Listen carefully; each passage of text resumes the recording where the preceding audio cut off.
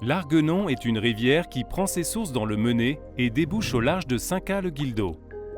Jugon-les-Lacs, commune nouvelle, se situe au milieu du bassin versant, à la confluence du cours d'eau de l'Arguenon et de son affluent, la Rosette. Le débit des rivières varie naturellement. Lorsqu'un épisode pluvieux survient sur le bassin versant, en amont de la commune, une partie de la pluie ruisselle sur les sols et rejoint les rivières, provoquant leur montée. On parle alors de crue. Si les épisodes pluvieux se succèdent, ou si la pluie est trop forte pour s'infiltrer dans le sol, le ruissellement s'intensifie et les rivières débordent. C'est l'inondation.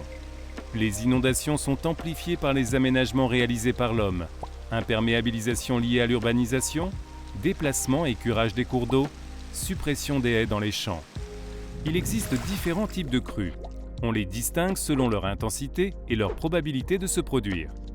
Par exemple, les crues décennales, qui ont une probabilité sur 10 de se produire chaque année, et les crues centennales, qui n'ont qu'une probabilité sur 100 de se produire tous les ans.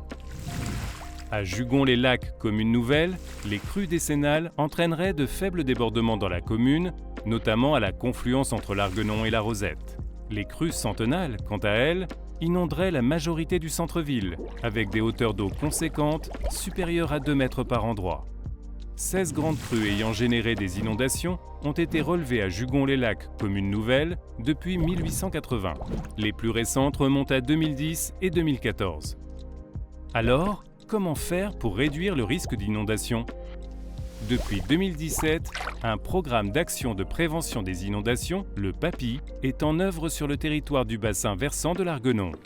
Son rôle est de sensibiliser la population au risque d'inondation, acquérir des connaissances sur les crues, réduire la vulnérabilité des bâtiments, étudier des projets d'aménagement et engager des travaux pour favoriser le ralentissement des écoulements en amont des sites sensibles et ainsi les protéger.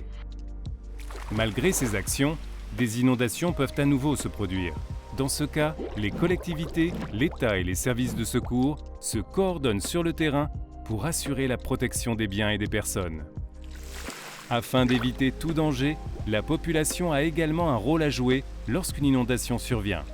Elle doit s'informer via les médias et respecter les consignes des autorités. Ne pas s'engager sur une route inondée, à pied ou en voiture, se mettre à l'abri dans un bâtiment et se réfugier à l'étage si l'évacuation n'est pas possible.